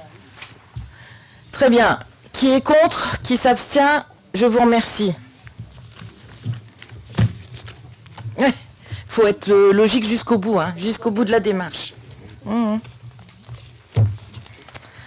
La délibération numéro 6, c'est la distribution de chèques cadeaux pour les enfants des personnels et des élus municipaux à l'occasion des fêtes de fin d'année. Donc l'attribution d'un chèque cadeau d'un montant de 50 € pour les enfants de la naissance à l'âge de 16 ans. Qui est contre? Qui s'abstient? Je vous remercie. La délibération numéro 17, c'est la délégation du conseil municipal au... J'ai dit quoi? Ah pardon, la délibération numéro 7. La délégation du conseil municipal au maire qui vient compléter la délibération du 9 avril 2014. Donc le conseil municipal me délègue pour la durée de mon mandat et dans la limite de ce qu'il a défini l'ensemble des compétences énumérées à l'article L2122-22 du Code général des collectivités territoriales. Et me charge d'en rendre compte à chacune des réunions du conseil municipal. C'est l'ensemble des décisions que je vous lis en début de conseil municipal à chaque fois. Donc, dans le cadre de la loi NOTRe, il est possible de permettre au conseil municipal de déléguer au maire de déléguer au maire deux choses. La modification ou la suppression des régies comptables nécessaires au fonctionnement des services municipaux et de lui déléguer la possibilité de demander à l'État ou à d'autres collectivités territoriales l'attribution de subventions. Donc l'octroi de ces délégations qui sont également octroyées par délégation aux adjoints et aux conseillers municipaux délégués, étant de nature à simplifier la bonne marche de l'administration communale, c'est ce qui vous est proposé aujourd'hui. Donc de modifier et de compléter cette délibération du 9 avril 2014 sur les compétences que je viens de vous signaler, c'est-à-dire créer, modifier ou supprimer les régies et demander à l'État ou à d'autres collectivités territoriales l'attribution de subventions. Alors, si vous voulez une explication complémentaire, cette délibération fait suite, par exemple, à une situation à laquelle s'est vue confrontée la ville, puisque dans le cadre de la TEPCV, la taxe d'énergie et la croissance, on a eu la possibilité de demander des subventions. Donc, on a demandé les subventions. L'AGLO a enregistré nos subventions. Et la délibération qu'on a prise, on l'a pris après. Et là, l'État dit à l'heure d'aujourd'hui, la délibération, elle n'a pas été prise entre le moment où l'AGLO vous a demandé et au moment où vous avez signé. Donc, vous ne pouvez pas avoir cette subvention-là. Ce qui est complètement ridicule, parce que de toute façon, on n'aurait même pas eu le temps, d'après les délais, de convoquer le conseil municipal et de le réunir pour délibérer. Donc, pour éviter ce genre de situation, et donc être obligé de réunir le conseil municipal pour faire une demande de subvention, on vous demande aujourd'hui de m'autoriser à signer les demandes de subvention au sein de la mairie. Voilà. Y a-t-il d'autres demandes d'explication sur cette délibération? Qui est contre? Qui s'abstient? Je vous remercie. La délibération numéro 8, une convention de partenariat avec la ville d'Écopont concernant le salon ESCO Expo qui a eu lieu le week-end dernier. Donc le montant de la manifestation est de 5 000 €. Et depuis quelques années, puisque ça fait la 6e édition, il est proposé que la commune d'Écopont prenne en charge 50% des dépenses. C'est ce qui est inscrit dans cette convention. Qui est contre? Par contre, Madame le maire, oui. Je vous demanderai de retirer cette délibération. Ah. Parce que vous savez tout comme moi qu'une délibération ne peut pas avoir un effet rétroactif. Rétroactif en sachant que cette manifestation a eu lieu le 26 novembre et on la vote aujourd'hui. Donc je vous demande de retirer cette délibération. La délibération doit être prise et on le fera en fonction d'un bilan. Donc je ne vais pas retirer cette délibération. Je la contesterai alors, Madame le maire. Il en sera de même d'ailleurs pour la délibération numéro 10, qui ne sera nullement retirée également. L'harmonie municipale, la délibération numéro 9. On n'a pas voté, Madame le maire. Pardon. Qui est contre? Monsieur Zaramba. Qui s'abstient? Je vous remercie. Le pouvoir également, je suppose. Oui. Délibération numéro 9. Harmonie municipale et mineurs de Vieux-Condé. C'est la gratification aux musiciens, comme chaque année.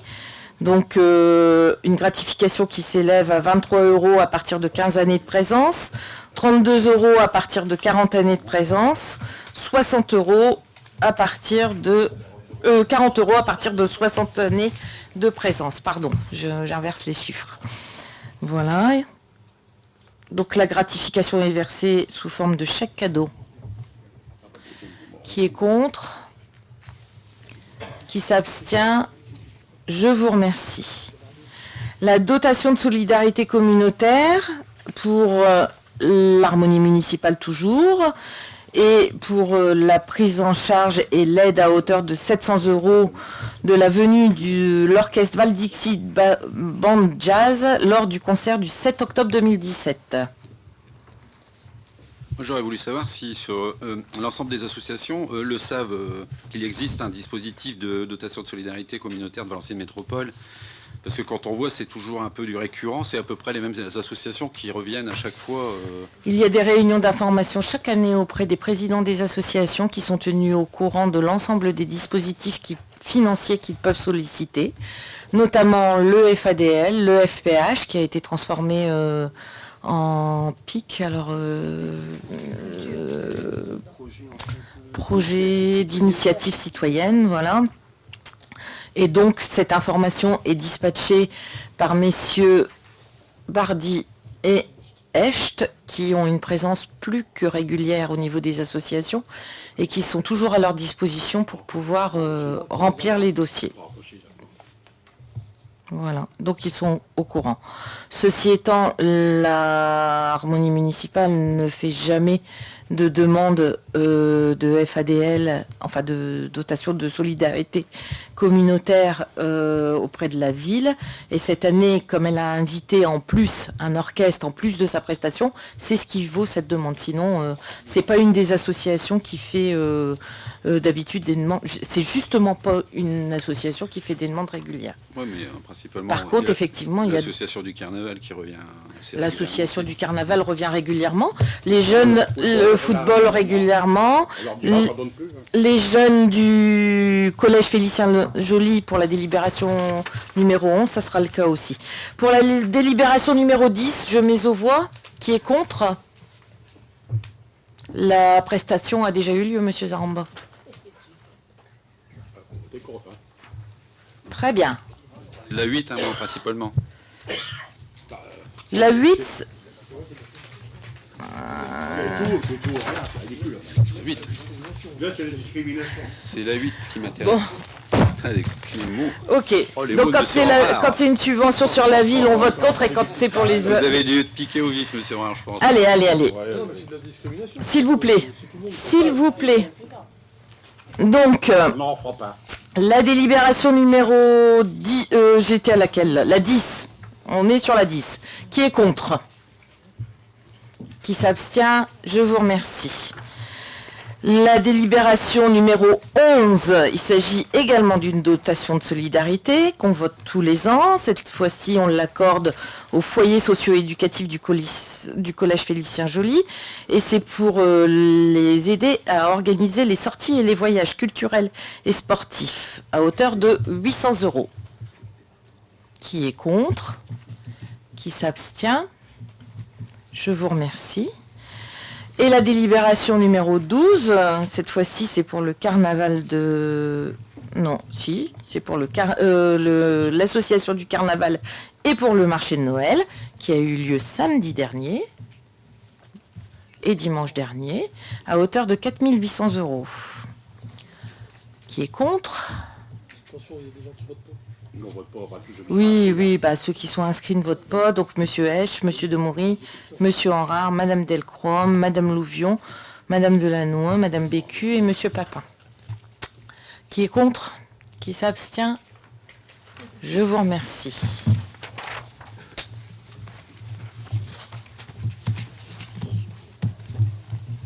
Je suis sûre que madame le maire d'Écopon va tout à fait apprécier votre démarche par rapport au festival Esco Expo. Et je comprends pas qu'un conseiller départemental puisse être contre une démarche qui Oui, associe c'est deux facile communes de sur parler une... du département, madame le maire. Oh, bah, tout simplement un conseiller municipal. Je vais même pas remettre en cause C'est votre facile. rôle de département. Je vais Facile. simplement dire qu'un conseiller municipal vote à l'encontre d'une manifestation communale, D'une intercommunale, d'une délibération. entre Écopont et D'une Fresnes. délibération, c'est tout. Non, vous votez Ça contre concerne la une délibération manifestation. pour une convention qui est passée avec la Et ville. alors, si vous êtes logique avec vous-même, vous votez contre Pour une l'ensemble des manifestation délibérations. qui a eu Vous n'êtes pas du lieu tout le logique, 26 monsieur Zaramba. novembre. Je suis désolée, Voilà. c'est de la mauvaise foi. Temporise un petit peu. Non, il n'y a pas de cohérence dans votre action. Et là, c'est vraiment de la mauvaise foi. Quand on dit que c'est pas la manifestation qu'on cible, si c'est pas la manifestation qu'on Souvenez-vous, Madame cible, le maire, quand à j'avais ce une moment-là, délibération sur la table, ici, Mhm. avant un conseil, où Oui. je vous ai dit que c'était interdit. Et d'accord. vous m'avez reproché de ne pas vouloir la voter, ça concernait une association. Mhm. Je l'ai votée. Mhm. Donc ici, je vous signale. Que vous n'avez pas la voté, la délibération pour Oui, Écopont. pour Pour le non, salon ça n'a rien à Esco voir avec Expo. la ville d'Écopont. Ah bah si, c'est Non, quand il même un fallait la voter financement à hauteur. Avant, et vous le savez tout comme moi. Vous qu'il faut inquiétez voter. pas, on Vous le savez expliquera. pas bien. Vous Il faut voter inquiétez une pas, délibération j'expliquerai à mes avant une concitoyens. manifestation. Vous ne le savez pas en tant que maire. Bah, écoutez, monsieur Zaramba, C'est quand même dommage. c'est identique pour toutes les associations et toutes les délibérations qu'on vient de prendre et qui ont eu déjà leur manifestation de mise en place. Simplement, j'expliquerai aux concitoyens de Fresnes et je le créerai bien haut et force qu'au lieu de payer 5 000 euros, 2 500 euros pour le salon Esco Expo, on n'aura pas la subvention de la ville d'Écopont de 2 500 euros. C'est ça que vous demandez. Vous supprimez une ressource de la commune. Je ne peux pas comprendre une démarche comme Bah, ça vous en tant pouvez que peut-être conseiller la financer municipal. par votre dotation, ou Madame le maire.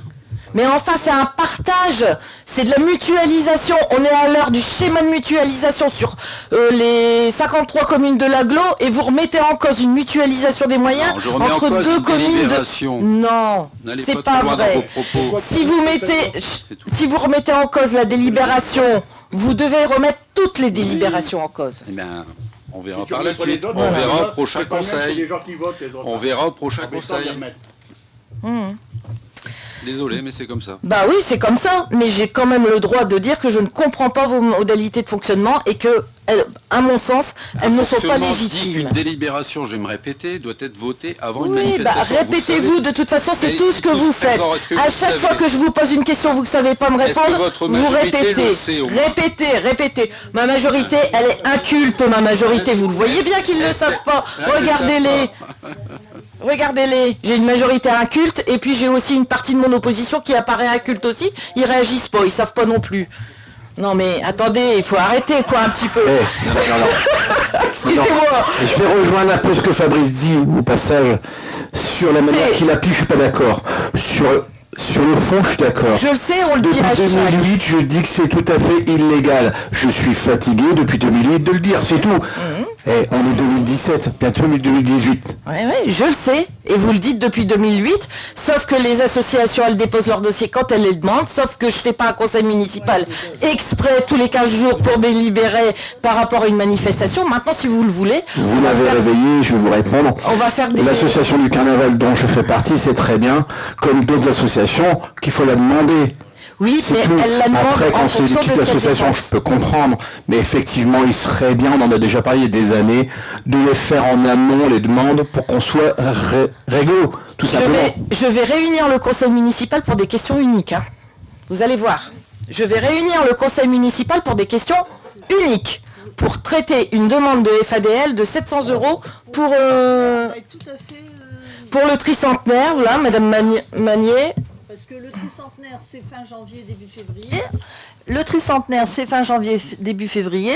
On ne va pas réunir un conseil municipal en janvier, donc ce sera a posteriori. Mais Parce la que- demande a été anticipée. Parce que Bah, il fallait la l'association... voter aujourd'hui alors. Mais non, parce que l'association n'a pas encore l'ensemble du budget. Mais voilà. À un moment donné, je vais pas voter une subvention sur un budget qu'on ne me présente pas. Puis c'est 2017. Là, on sera sur 2018. En plus. En plus, c'est vrai. Merci Marie-Thérèse. Bien, allez, on va passer à la délibération numéro 14 sur le PNR Quad. Oh là là là là là là. Sur la délibération numéro 13. Du coup, Henri, je t'ai zappé. Je suis désolée, Monsieur le Président. Voilà, alors, une demande de subvention pour l'association Marche Nature Fresnoise. Une délibération pour l'association Marche Nature Fresnoise, puisque on ne l'avait pas inclus dans la liste des associations qui ont fait partie des acteurs du 14 juillet. Délibération à hauteur de 150 €. Qui est contre? Qui s'abstient? S'il vous plaît, monsieur.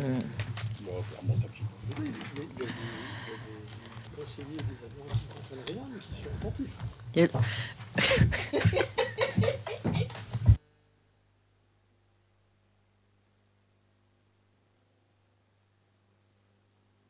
On continue.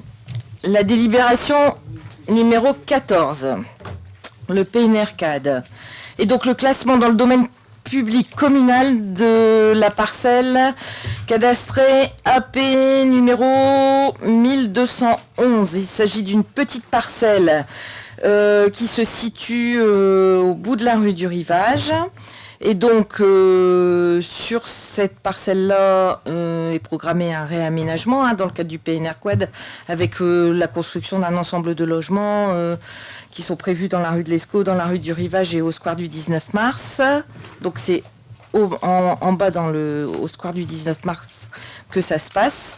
Et donc, pour maintenir la cohérence des aménagements, il faut procéder au classement dans le domaine public de la parcelle cadastrée. Donc, c'est une toute petite parcelle, un bout de trottoir qu'on doit...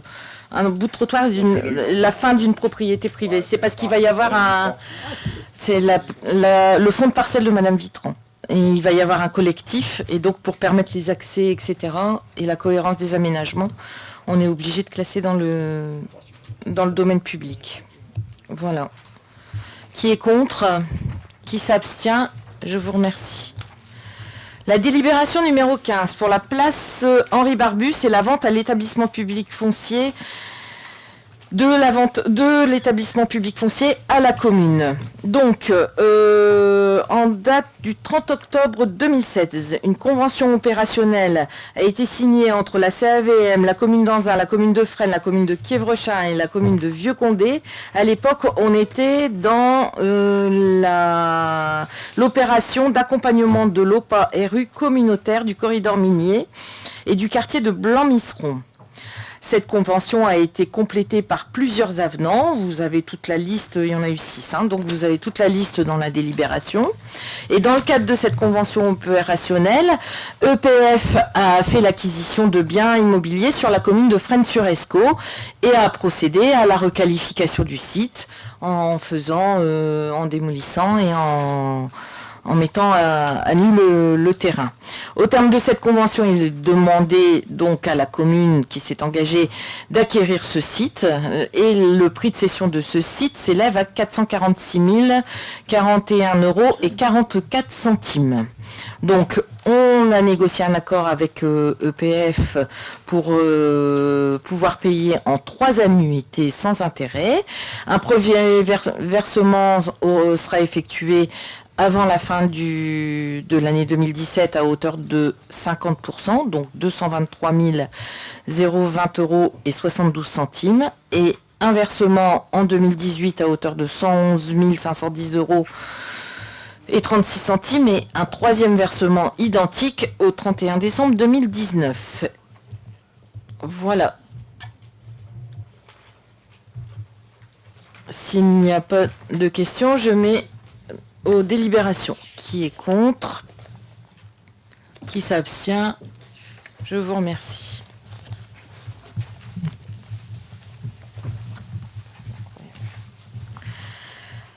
La délibération numéro 16, une convention avec la société SFR pour l'installation d'un relais de radio téléphonique sur l'église Saint-Martin. Donc pour l'exploitation de ces réseaux, SFR nous a sollicité pour l'installation d'un équipement technique pour relier les réseaux de télécommunications. Donc après avoir étudié la faisabilité technique, l'église Saint-Martin C'est l'immeuble qui peut servir de site d'émission et de réception. Donc on a prévu une convention avec la société SFR qui propose un loyer annuel de 6 400 € sur une durée de 12 ans renouvelable tacitement par période de 5 années. Par contre, il y a déjà une antenne sur l'église, Tout à fait, orange. oui. Après, au niveau de l'étude des ondes, il y a quelque chose, il y aura un suivi par rapport à ça, parce que ça émet pas mal d'ondes quand même, les antennes. C'est autorisé. Comme il y a de l'habitation tout autour, l'école derrière. C'est autorisé, c'est suivi, donc on sera vigilant à ce point. C'est pas une antenne, c'est un relais. Hein.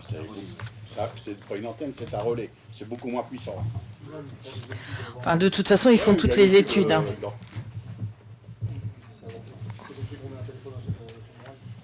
Ouais. Bien.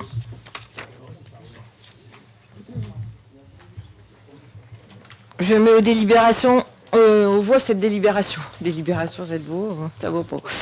Qui est contre? Qui s'abstient? Je vous remercie. Alors, la délibération numéro 17. Il s'agit d'une enquête publique pour la Société des Sirops Guyot. Donc, la Société des Sirops Guyot, pour la petite histoire, elle a été créée en 1871 à Fresnes-sur-Escaut. Dans les années 1970, elle s'est tournée vers le secteur de fabrication des sirops haut de gamme en bouteilles de verre. En 2006, elle a été rachetée par le groupe Monin et il y a eu des investissements conséquents qui ont été réalisés sur le site, notamment la construction de nouveaux bâtiments, le doublement des lignes de production, la création d'un bassin enterré de tamponnement pour les eaux pluviales. Valenciennes Métropole et la ville, d'ailleurs, ont accompagné la société dans son développement. La création de Valenciennes Métropole d'une voirie de desserte sur le site communal foncier, permettant l'agrandissement et la réorganisation du site. Les évolutions depuis l'obtention le 15 janvier 2009 de l'arrêté préfectoral accordant l'autorisation d'exploiter une activité de fabrication des sirops sont qualifiés par les services de l'État de notables et de substantiels. Donc, au vu de cela, l'État demande à ce qu'on dépose une nouvelle demande d'autorisation au titre du Code de l'environnement. Pour ce faire, nous avons mis en place une enquête publique et il est demandé au conseil municipal de donner un avis favorable à la demande présentée par la Société des Sirops Guyot. Voilà le corps de cette délibération. Y a-t-il des demandes de renseignement? Je mets aux voix la délibération. Qui est contre? Qui s'abstient? Je vous remercie.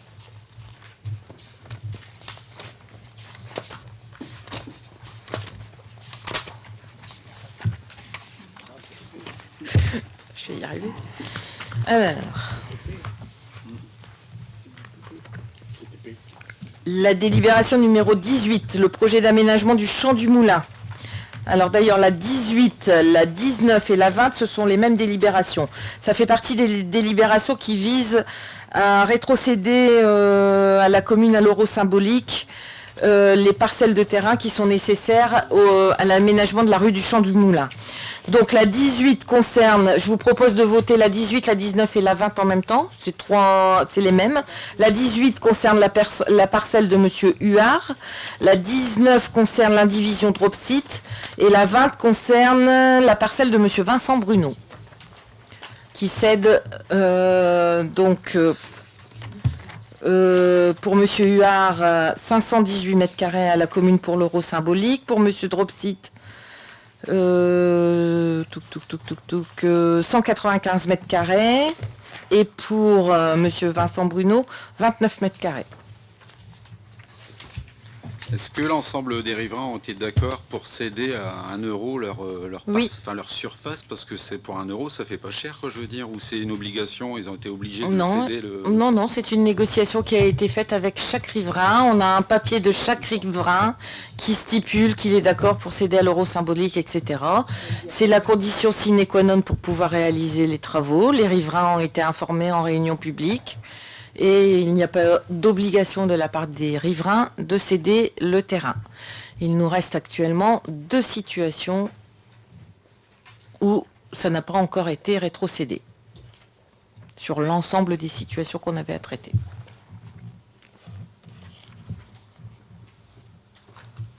Je mets aux délibérations. Qui est contre? Qui s'abstient? Je vous remercie. La délibération numéro 21, c'est la vente de la commune à la SA Pierre Solidaire du 75 rue Émile Zola. Donc la ville a été sollicitée par la SA Pierre et Solidaire, dont l'objet est de réhabiliter des logements dégradés avant la mise en location à des personnes définies en lien avec le CCAS. Elle a fait une offre d'acquisition à hauteur de 60 000 €, libre d'occupation pour les parcelles cadastrées 542 et 543. Donc, la délibération présente consiste à délibérer sur la parcelle 542 pour un montant de 54 000 €. On redélibérera dans un conseil ultérieur pour la 543 à hauteur de 6 000 €, puisque sur la 543, on n'a pas encore la propriété du bien, puisque c'est un bien sans maître. Voilà. Donc la présente délibération vous demande de m'autoriser à signer la cession de la parcelle AP 542 à Pierre Solidaire pour un montant de 54 000 €. Si vous voyez apparaître la parcelle 543, c'est pour qu'il y ait un engagement légitime de la ville à céder les 2 parcelles et pas une seule. Y a-t-il des demandes d'information? Qui est contre? Qui s'abstient? Je vous remercie.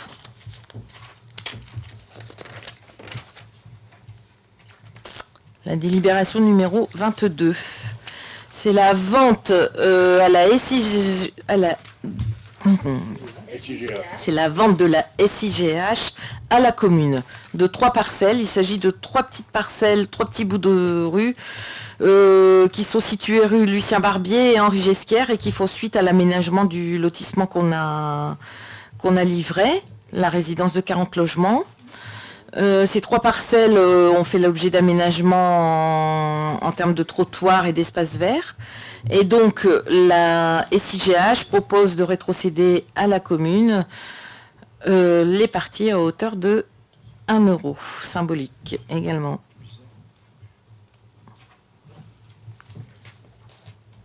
Y a-t-il des demandes de complément?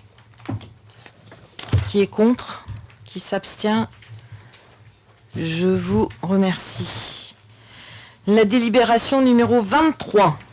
Une décision modificative du budget de la commune qui reprend les éléments que vous avez vus dans les délibérations précédentes. Donc, en investissement sur le 21-11, ce sont les terrains. Donc, il s'agit de la première partie de versement du terrain Barbus, 223 021 €, que vous retrouvez en recette de l'autre côté à hauteur de 223 021 €. Et en fonctionnement, il s'agit de l'ensemble des subventions que nous venons de voter aux associations à hauteur de 6 450 €. Vous savez que la perception a demandé qu'on les mette en dépenses imprévues et qu'au fur et à mesure de l'utilisation des fonds, on fasse une décision modificative pour les mettre sur le chapitre 65. Une nouvelle interrogation sur cette délibération qui, comme vous le citiez, correspond à la délibération numéro 15. Donc, quand on voit le prix de cession de l'EPF à 446 000 € 041 44, vous faites 2 versements de 111 000 €. Comment allez-vous financer le reste? Pas dans les budgets... En sachant, on va revenir sur le budget primitif. Oui, oui. Une nouvelle fois où on constate que dans les nouvelles propositions, il n'y a rien. Alors, le paiement que nous devons effectuer à hauteur... Je peux terminer. Oui. Et dans les restes à réaliser 2016, Oui. cela concerne les acquisitions de terrain jusqu'au 31-12-2016. Bon, dans le budget primitif 2017, on a une fonction pour l'achat de terrain, etc., qui s'élève à 350 000 euros au chapitre 21-11. Voilà. Alors, sur ce chapitre 21-11, nous prenons la part du terrain Barbus que nous devons payer cette année, en 2017, 223 000. Comment financez-vous les restants, le reste de 223 000 euros Je là le mettrai au budget prévisionnel 2018 pour ce que je dois payer en 2018 et je le mettrai au budget prévisionnel 2019 pour ce que je dois payer en 2019. C'est un échelonnement de paiement, comme sur un propriétaire privé. Voilà.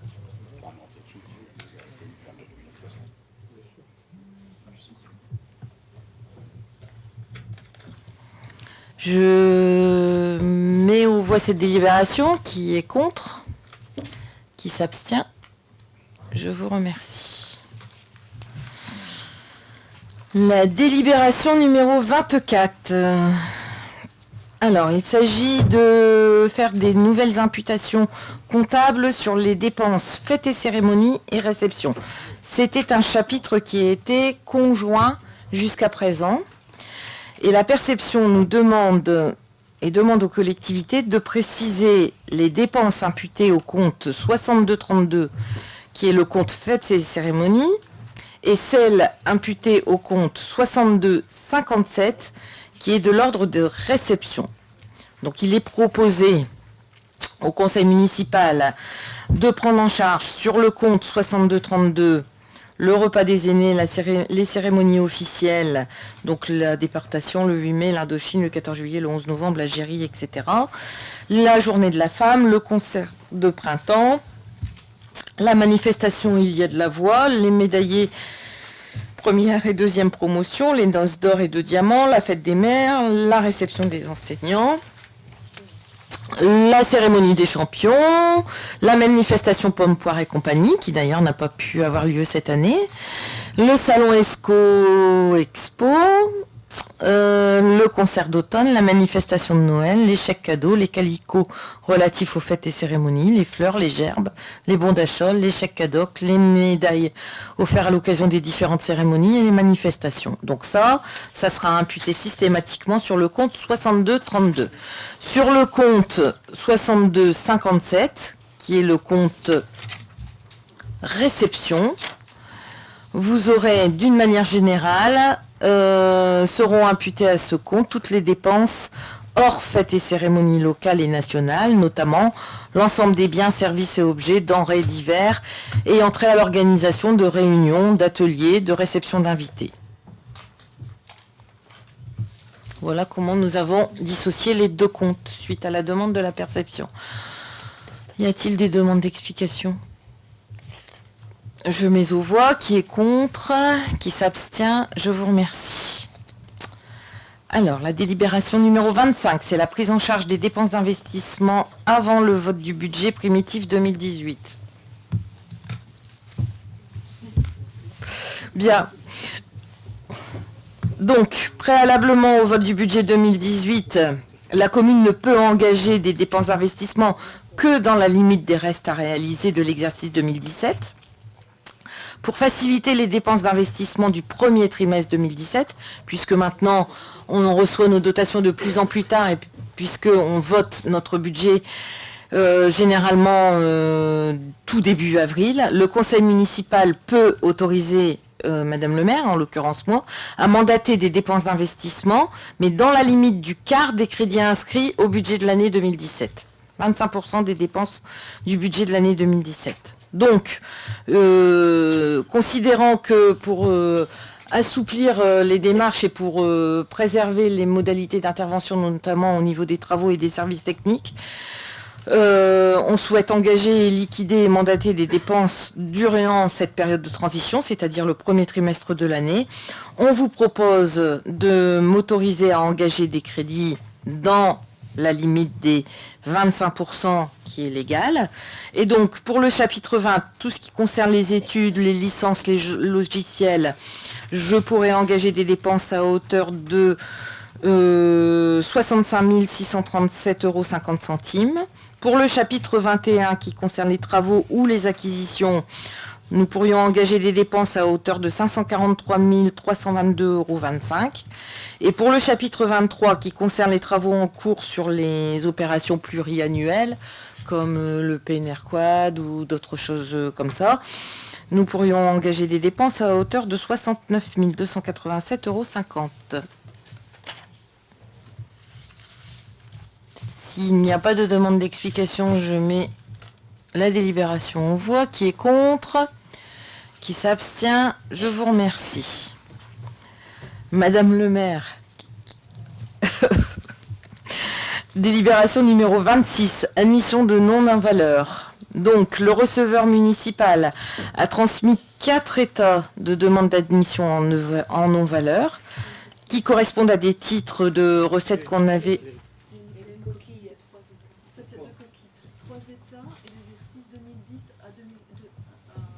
Alors, on rectifie, c'est 3 états et ça concerne les titres sur les exercices de 2012 à 2015. Ok. Donc vous avez la bonne délibération à l'écran. De toute façon, vous l'avez aussi dans le corps de la délibération puisqu'il n'y a que 3 personnes citées. Donc il s'agit de titres de recettes qu'on a mis en œuvre et qui n'ont pas pu être récupérés par la perception et que la perception nous demande de mettre en non-valeur. Donc pour Madame Carly Aurélie en 2012 à hauteur de 300 euros, pour Monsieur Jean-Claude Marot en 2014 à hauteur de 22 euros et pour Madame Séverine Solinas en 2015 à hauteur de 27 euros, pour un total de 349 euros.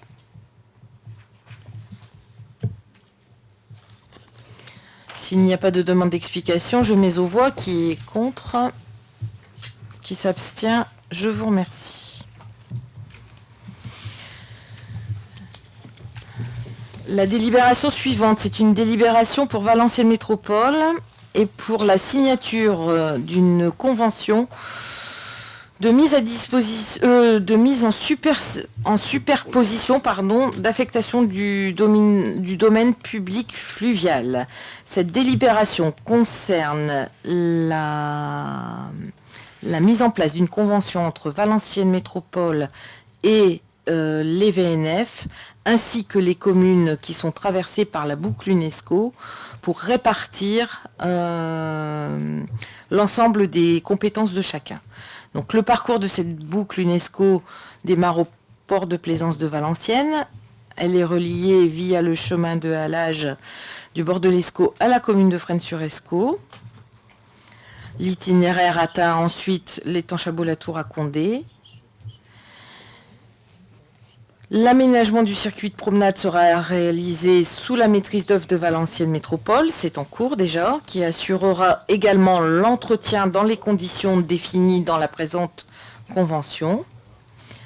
Et donc, il faut délibérer sur cette convention pour que Valenciennes Métropole puisse la mettre en œuvre. Y a-t-il des demandes d'explication ? Bien, je mets aux voix. Qui est contre, qui s'abstient, je vous remercie.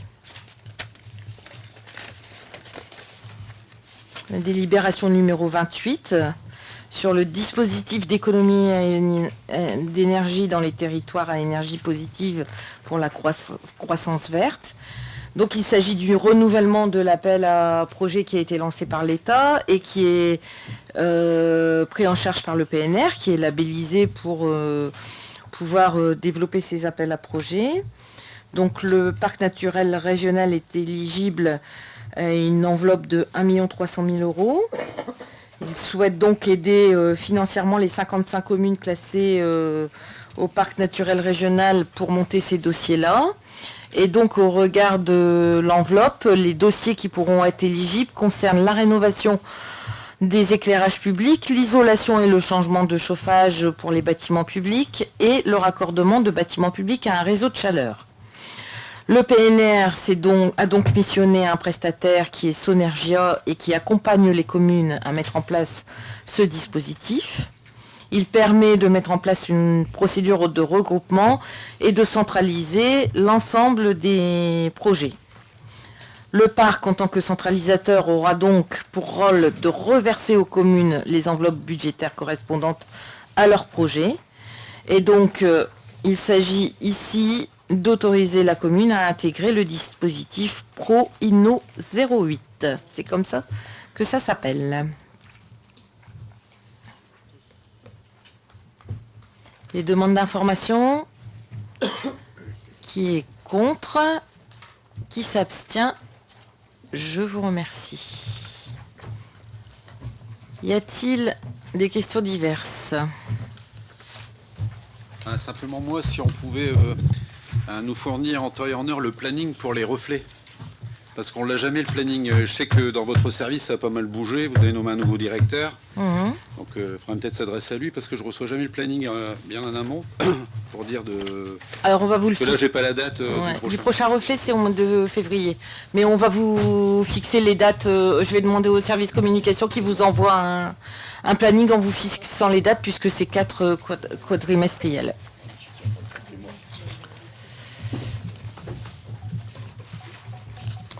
Bien, s'il n'y a pas d'autres questions, je souhaite à tout le monde de bonnes fêtes de fin d'année puisqu'on a attaqué le mois de décembre. Donc c'est l'occasion ou jamais de vous souhaiter de bonnes et heureuses fêtes de fin d'année à tout le monde ainsi qu'à vos proches. Merci de votre participation.